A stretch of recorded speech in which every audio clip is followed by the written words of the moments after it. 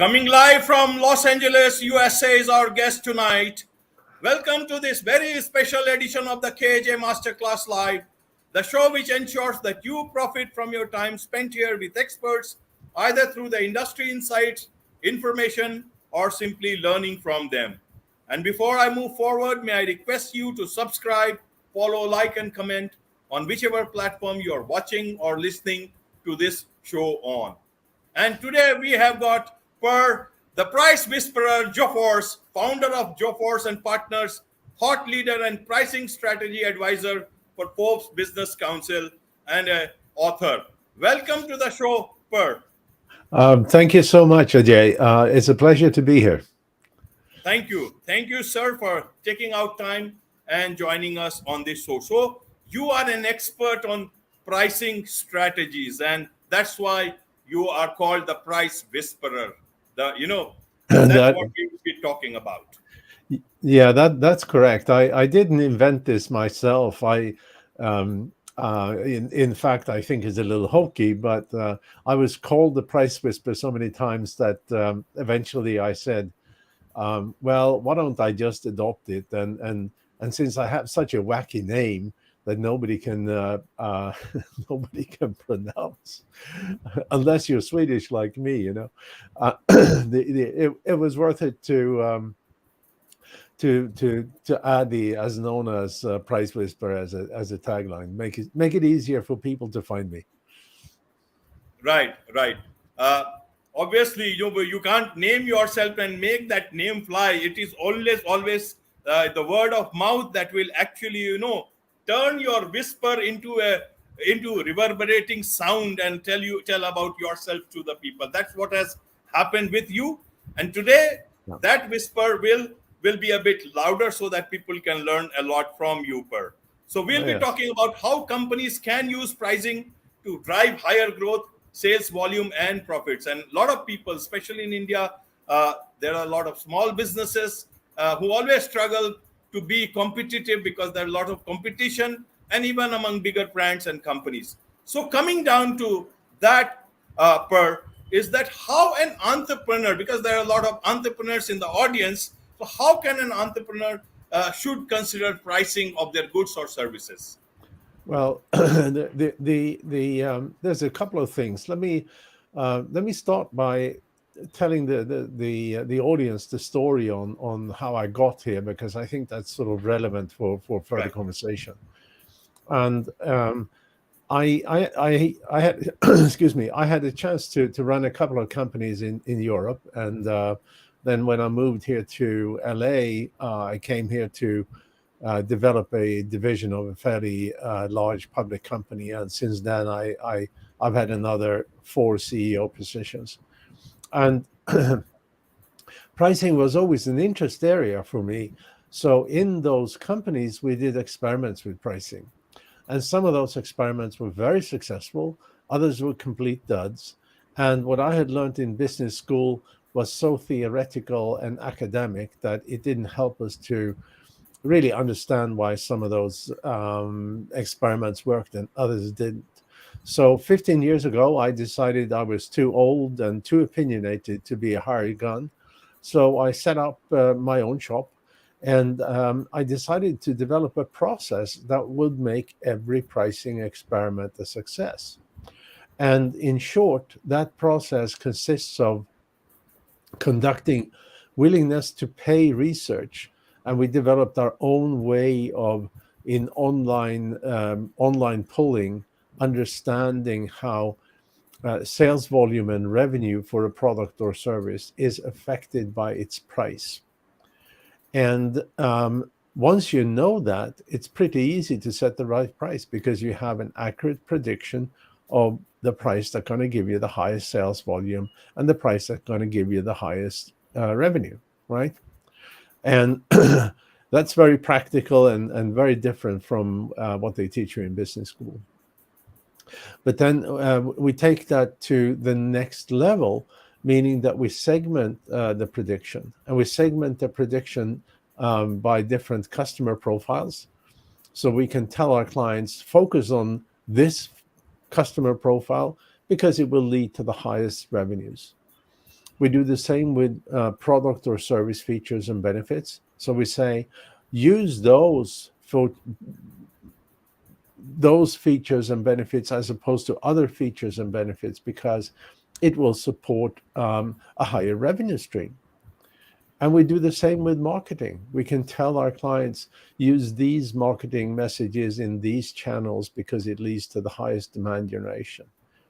We tell our clients, use these sales methodologies and sales messages because it's going to be the most effective in driving sales at higher prices. And finally, we also tell our clients how to develop a pricing strategy that minimize friction and maximize revenue. So it's taking that very holistic view that makes all the difference. And that's why I have almost 750 happy customers, and because it works every time. Right, right, Per. But you see, pricing is a very sensitive issue for customers, and that's where uh, even entrepreneurs and people who set their prices, they are also very aware of this. Now, how do entrepreneurs, small companies, small product manufacturers, how do they price in a manner that it does not antagonize their customers? And here we are talking about, increasing sales growth and leading to more profit. So how do you assimilate both the things? Can you break Well, it down for our audience? if you as the if you as the manufacturer truly understand the features and functions that your customer are willing to pay higher prices for, and that's in a general, in a general sense, that always happens. Certain features and functions supports higher prices than other features and functions. And if you have that knowledge, when you talk to your customers, you can better deliver a value message than if you don't know that information. And the problem here is that the best way of getting this particular information is from the kind of willingness to pay research we talked about, and that is because when a seller is talking to a potential client, that client lies, right? Obviously, not every client lies, and not many times it's just withholding information, right? And the buyer, and there's a saying here in the U.S. saying, buyer liar, right? And if you believe everything a buyer say, you go back and you may well push the wrong feature functions. You may well use the not so effective marketing messages. You may certainly end up pricing too low, right? Because believing customers too much leads to timidness in pricing. And especially if you're a new started company coming out with something that is disruptive, you have only the ability to sell to early adopters.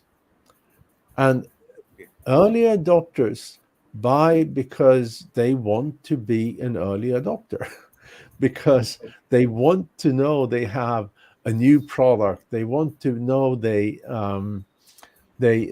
stand out among their peers and so forth. They don't buy for price at all. They don't care about the price. And one of the most common mistakes is that, again, you have a company with a new and disruptive product, and you go to the market, you find a handful of early adopters that are in the market, and there's only just a handful. And then you see how much you have in your sales funnel and your sales methodology, your sales, what you had promised your investors, and you see a huge gap. You're not selling nearly as much as you thought, and you're not making nearly as much revenue as you thought, because there's only few early adopters. And then companies panic and lower the price of that disruptive product, and then they sell even less. you know Right. because the price is our most significant message of quality and benefit, right? And Right. especially when you have a disruptive products, when you're a new company, you need that revenue more than any other time in the company's life, right? Right. So a new disruptive product should always be expensive. It should be expensive. Yeah, it should be expensive, Okay. because Okay.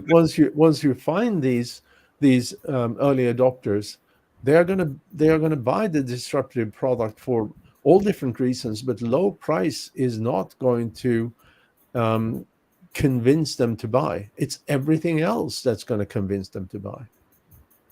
Okay. And once the early adopters, obviously they'll be out of the system soon. They will not be long-term customers. What about those customers who are going to be price sensitive in the long term? They don't try the product, or do they try? How does it work out?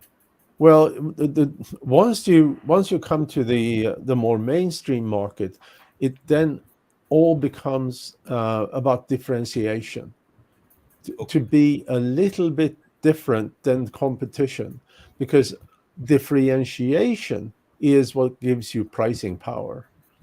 And pricing power is a term that was coined by Warren Buffett, and he Okay. said that he said that he used companies with pricing power is his most important criterion for where he want to invest his money. And then he continued to define what pricing power means. And he said, pricing power is the ability to increase prices without losing sales volume. And that can only happen when you are differentiated, right? If you have, and even if what you're selling is a pure commodity, there may be ways you can differentiate yourself. You can have different packaging, you can have different messaging around the product, you can have the deliveries that may be different. You can you can offer maybe guarantees that other people don't. And so it's all about that differentiation of a product that gives you pricing power. And then, of course, you want to focus your sales onto the onto um, the customer profile, the customer segments that appreciate those differentiators specifically, so you can charge higher prices.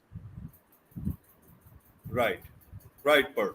But you see, does it work the same way across all markets globally, or is it different in different markets? Suppose, for example, in a country like India, which is very price sensitive, but Yeah, also quality conscious, yeah. uh, how does it work? Because even in global companies, I have rarely seen them launching any new product and pricing at a on a higher level. Uh, how do you see that? What would Well, you advise here? first of all, it is different in every market, whether it's whether it's different countries, where there's different uh, industries, where there Okay. is different locations within the country, and so forth. And it is always different. And if you are trying to, and remember, this is there's a story for you if you like. Walmart, they're the biggest retail chain in the world, and in fact, it's the biggest company in the US by number of employees. They and their tagline, so to speak, is that everything is low price at Walmart, right? Um, and about 20 years ago, maybe 25 years ago, they decided that they would enter the German market and they would teach the Germans on how to sell at low prices, right? So what they did was that they bought a small grocery store chain with 7 or 9 grocery stores and turned them into Walmarts, right? And they failed spectacularly, right? Those who they call themselves the low price leader, they found that they were in fact about 20% more expensive than the Germans incumbent, right? so But so they how didn't, was that? How was that? because the Germans are better in logistics, I guess, right? Right, right, And in fact, now the big German grocery store chains, Lidl and Aldi, is coming into the US, and lo and behold, they are 20% lower in price than anywhere else, right? So it's about product selection and logistics, right? right, right. So it's almost like, if I remember the term correct, Giffen's paradox, that you raise the price of your products and then there will be better demand for it. Am I right? Do I recall things the Yeah, right way from my early days? Giffen. In fact, what happened with what Giffen, by the way, was Sir Robert Giffen was the leading statistician in the UK in the mid 19th century, and the Giffen paradox is that what he looked at was he looked at poor industrial workers, and he said they are eating two kinds of food stuff, Okay, what he called inferior food stuff and premium food stuff. And the inferior food stuff was bread and potato. The premium was beef, right? And what he could see in the statistics was that if the price of the inferior food stuff, the bread and the potato, went up, right? Also, the sales went up. okay, Okay, and so that was surprise. But then he dug further, and what happened was that when the price of bread and potato went up, those poor industrial workers didn't have enough money to buy beef to keep them satisfied. So even at higher prices, they had to buy more bread, they had to buy more potato, and less beef, not to be hungry, right? And but there is there's another guy uh, who who's called Torsten Veblen. He was he lived in the Midwest towards the end of the 19th century. He was born from Norwegian parents, and and he came to a sort of a similar conclusion, but I can't the actual name of his law. Um, I think the common law of business balance. That's what he called it. And basically, what that means is that you get what you pay for, right? And he looked at the psychology on actually he did some experiments in the B2B space with with office supplies, right? And if those office supplies were offered at too low prices, they didn't sell, because the buyer says this can't be any good. The price is so low that it cannot possibly deliver the value that I'm looking for. So and then prices, he increased prices and could start selling these, right? So he created this law, the common law of business balance, again, meaning you get what you pay for. And we kind of all been there. I know you say India is price sensitive, but at the end of the day, we're all been there, whether we in India or where we are somewhere else, that we want to buy something and we sort of hold it in our hand and we say, I kind of want this, but this is so cheap that it can't possibly be any good, you know. Yes. And and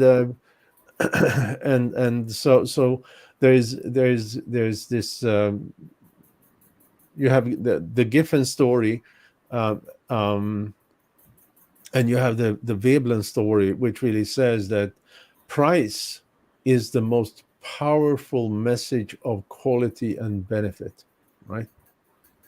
Right. Right, Per. So coming to pricing part itself now, is this pricing part based on anything? How should a person or company decide? Do they need any sales data? What is needed? And is it that every company can improve their pricing? Is it for a particular type of company? Can you elaborate on that a bit? Well, let's start by talking. You talked early on about small companies, entrepreneurs, companies, Right. new companies, and so forth. And one thing they can do, right, which is very, really very simple. You go out and you find at least 25 potential buyers, right? Now, and you ask them two questions.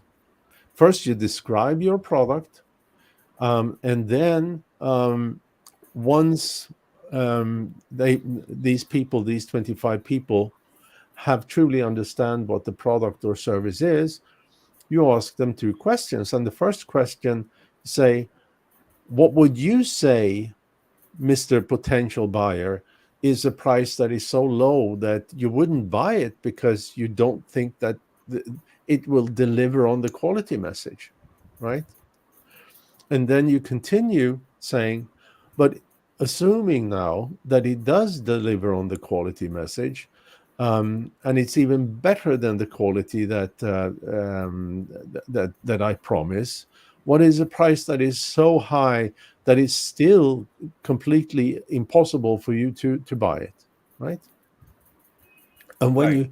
when you talk to 20, at least 25 people, right? And those should not be your customers. They should not be your current prospects.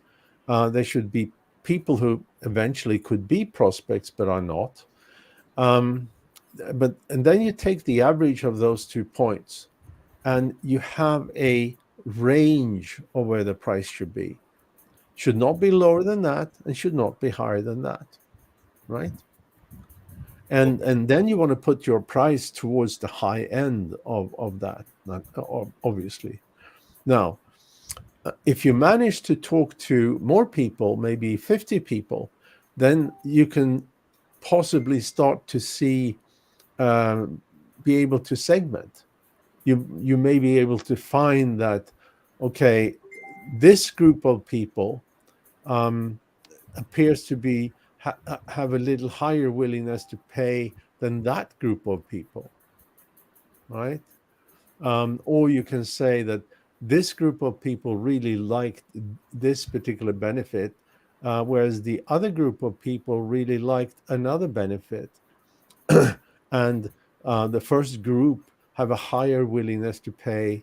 The range is higher than the second group. Then you start to know where to go and sell this. Okay. Right. Right, Per. But what about people who are, providing services? Now, there are huge number of people who are into the services industry, especially freelancers, very small organizations, and even slightly bigger organizations. Now, what's your advice, your tips for them? Uh, Yeah, I mean the if you again if you're selling something that is um if you're selling something that is a pure commodity to price sensitive people, the try to find ways to decommoditize.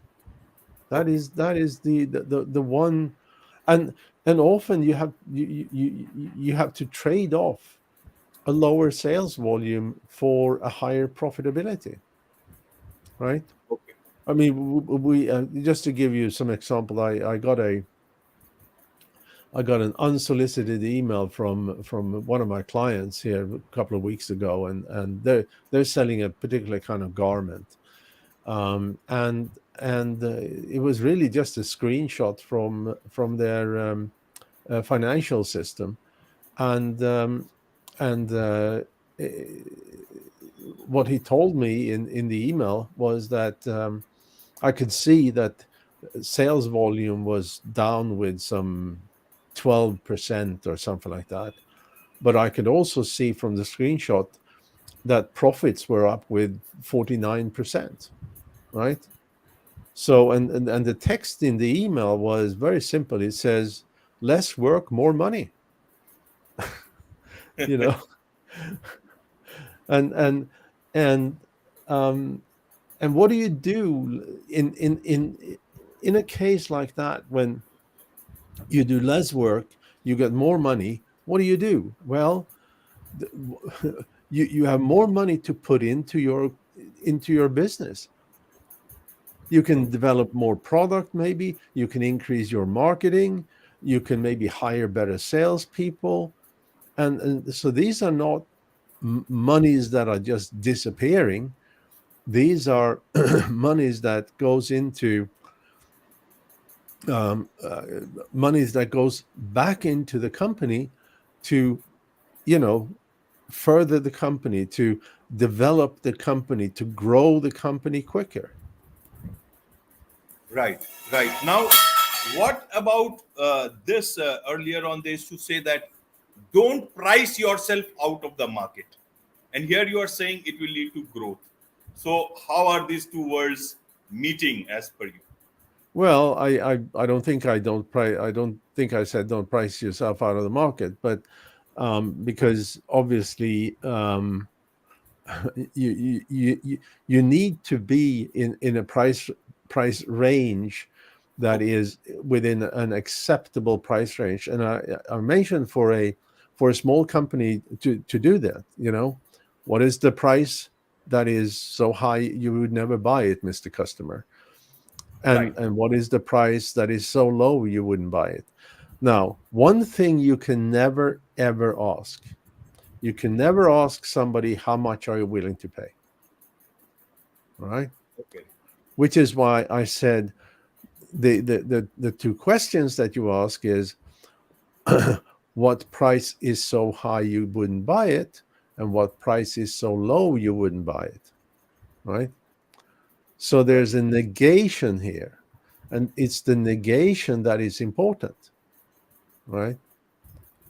um, because if you say how much are you willing to pay, what is a reasonable price, what is a reasonable price for this pen,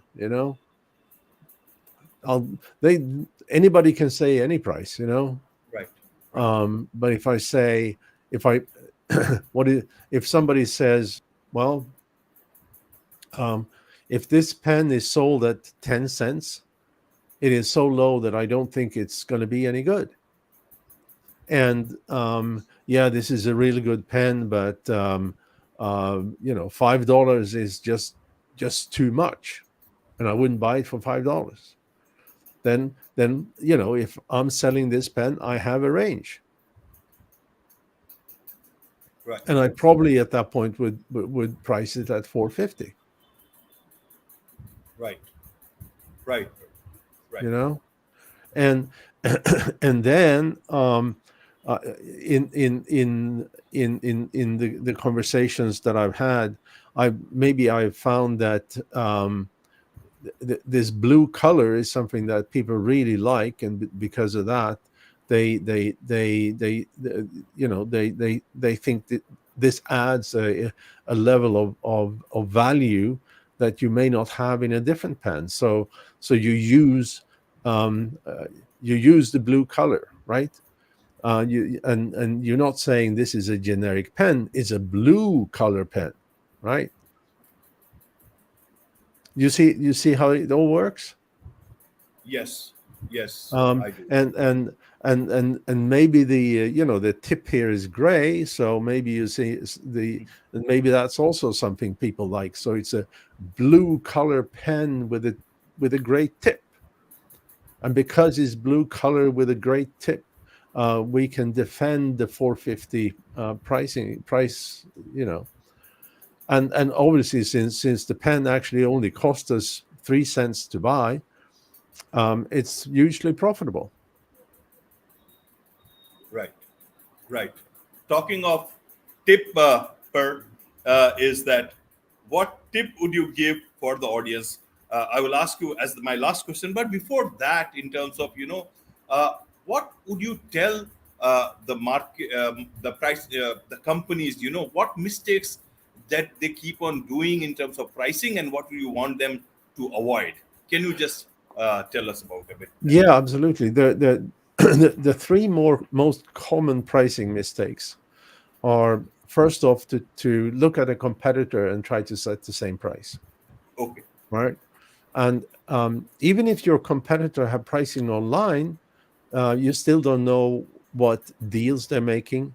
Maybe they have their website geotagging, so you see different prices if you come from different areas. Maybe they change the price 8 times a day, so depending on what time of day, you get different prices. And Okay. first, how did they arrive to their prices? Okay. Maybe, and that goes then to uh, the second pricing mistake, and that is simply guess, right? You know, my gut feel is that this should be $3.16, right? Okay. Okay. Just gut feel, guesses, whatever you want to call it.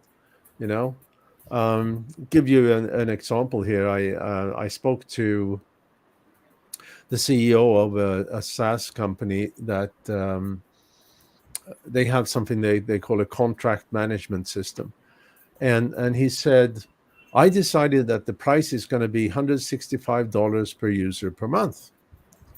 And then he continued and said, but I don't know. It was a price that felt good, but maybe it should have been 99. Maybe it should have been 450. I don't know. But 165 felt right. It felt good for me. Is that the right price? Probably not. It was just guessing. Um, so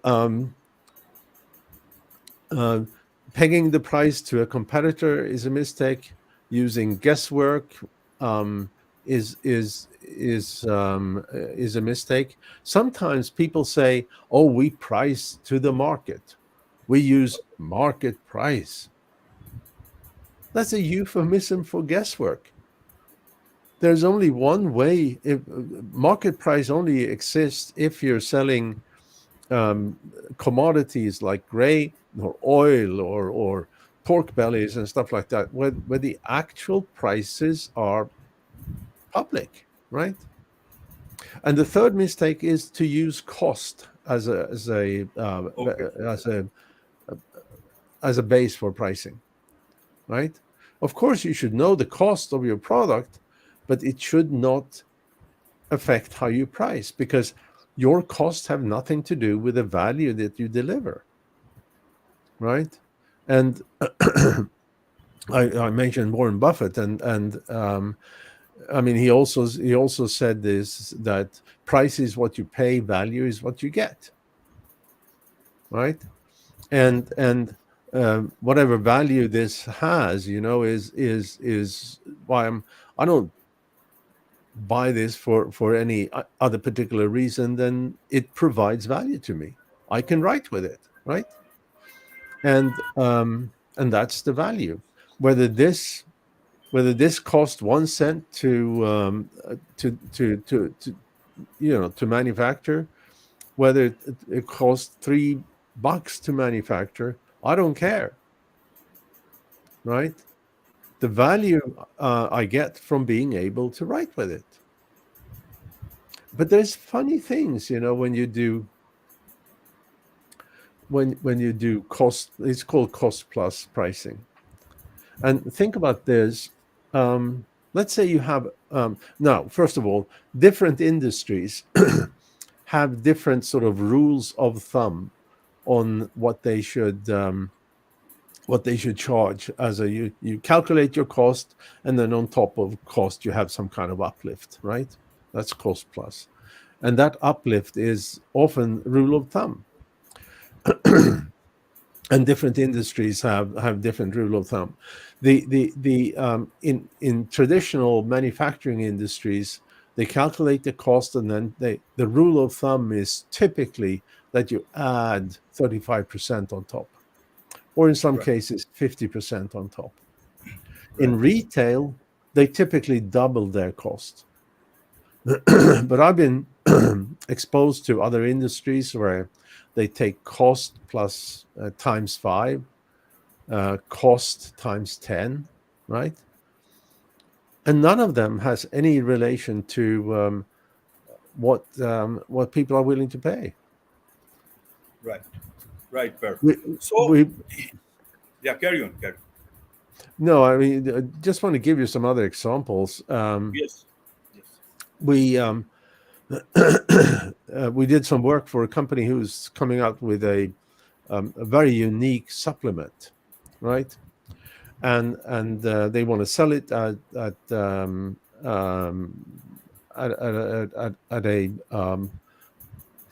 a price that makes it profitable for them. So it's a very unique, very unique supplement. And they came to us and they say, our cost for this is $35 or $30, say, right? For a month's supply of this supplement. And we want to price it at less than $100. So, but then we have learned that the cost plus uplift in our industry is going to be 5 times the cost. So 5 times $30 is $150, right? And yet, I don't think anybody is willing to pay more than 100. So how do I fit those 5 times into my $100? So we did the willingness to pay research, right? And found that for the particular benefits of this particular supplement, people were willing to pay $200, right? So they obviously set the price just under $200 at $195. So first of all, they had this notion that nobody is willing to pay more than $100. It was completely wrong. It was just wrong, right? Then they had the notion that we have to do cost times 5, which was also completely wrong. And then the value that the user saw was $200. So it was much higher than the 5,000, 5 times cost, and obviously it was double the price they guess would have been the highest price. So it's all about using data. Right, Per. Right. So my last question to you, Per, is what single most effective advice would you give to the audience in terms of pricing? I really think that the audience are going to get a lot of information if they go and read my book. Okay. And all of what we've talked about is in that book, and much more. There are ways you can present your price so that people are willing to pay higher prices and so forth. And so if you just do a Google search on the Price Whisper, or the Price Whisper book, or go to Amazon and do a search for the Price Whisper. You're definitely going to find the book. And I mean, another example here. I sent an advanced review copy of the book to about a dozen different prior clients, and one guy came back and he said, well, all of them came back with sort of glowing reviews, but one said, "You helped us grow our company from about $100 million to way over $1 billion. Thank you very much." You know, just by focusing on price. Right, right. The price whisperer, a holistic approach to pricing power. Correct. Yeah. Right, right, sir. Great. And what about if people want to connect with you and get personal advice in terms of Yeah. engagement It's and all it's that stuff? How does it's that work? this. Yeah, it's the same thing. Google search the Price Whisper. You get links to my YouTube channels. You get links to my company where there's a several guides. There's a masterclass in pricing and so forth. And the easiest way to find me is simply just Google it, because also the URL is a little convoluted. So, and Google is our friend. Right, right. I will try to be your friend and add as much information as possible on the YouTube description so that it helps people reach you faster, better, safe and Okay. sound, and get as much value from you as much as possible. So Thank you thank so you, guys. much. Thank you so much for joining us on this show and giving us such a great understanding about pricing. So that the biggest takeaway I myself learned was not to look at your competition, do any guesswork, and also do not look at the cost, and look at only the That's right. value of what you are delivering to Correct. your customers. With that thing in mind, I this is with this thing in mind, this is the wrap on this edition of the KJ Masterclass Live. Thank you so All much right. indeed. Thank you so much.